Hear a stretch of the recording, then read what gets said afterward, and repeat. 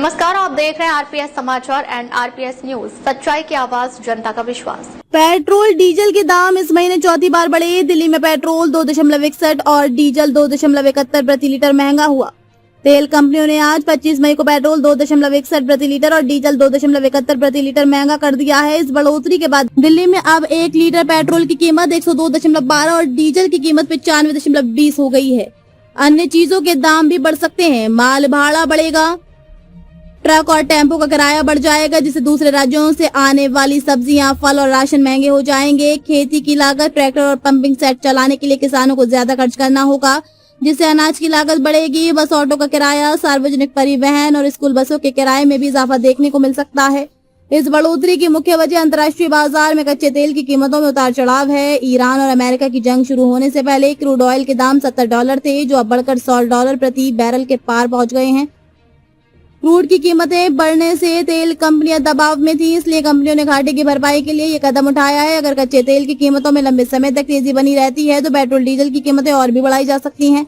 अंतर्राष्ट्रीय बाजार में कच्चे तेल की कीमतें और डॉलर के मुकाबले रुपए की स्थिति के आधार पर देश में ईंधन के दाम तय किए जाते हैं। सरकारी तेल कंपनियां डेली प्राइस रिवीजन के तहत हर दिन सुबह 6 बजे नए रेट अपडेट करती हैं। उपभोक्ता तक पहुंचने से पहले तेल की कीमतों में कई तरह के टैक्स और खर्च जुड़ते हैं।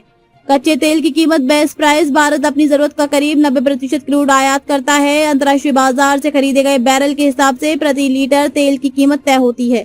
रिफाइनिंग और कंपनियों का चार्ज। कच्चे तेल को देश की रिफाइनरियों में साफ करके पेट्रोल डीजल बनाया जाता है। इसमें रिफाइनिंग लागत और कंपनियों का मार्जिन शामिल होता है। केंद्र सरकार की एक्साइज ड्यूटी। रिफाइनरी से निकलने के बाद केंद्र सरकार इस पर एक्साइज ड्यूटी, उत्पाद शुल्क और रोड सेस लगाती है। ये देश भर में सभी राज्यों के लिए समान होती है। Dealer commission. तेल कंपनियां जिस रेट पर डीलर्स को ईंधन बेचती हैं, उसमें डीलर्स का अपना निश्चित कमीशन जोड़ा जाता है, जो पेट्रोल और डीजल के लिए अलग अलग होता है। राज्य सरकार का वैट। सबसे आखिर में राज्य सरकारें अपने हिसाब से वैट या लोकल सेल्स टैक्स लगाती हैं। चूंकि हर राज्य की वैट दरें अलग होती हैं, इसलिए दिल्ली, मुंबई, कोलकाता और चेन्नई जैसे अलग अलग शहरों में ईंधन की कीमतें भी अलग अलग हो जाती हैं। हर खबर पर हमारी पैनी नजर, हर मुद्दे पर बेबाक विश्लेषण। गांव से लेकर शहर तक, देश से लेकर दुनिया तक, हम लाते हैं आपको सबसे तेज, सबसे सटीक और सबसे विश्वसनीय खबरें।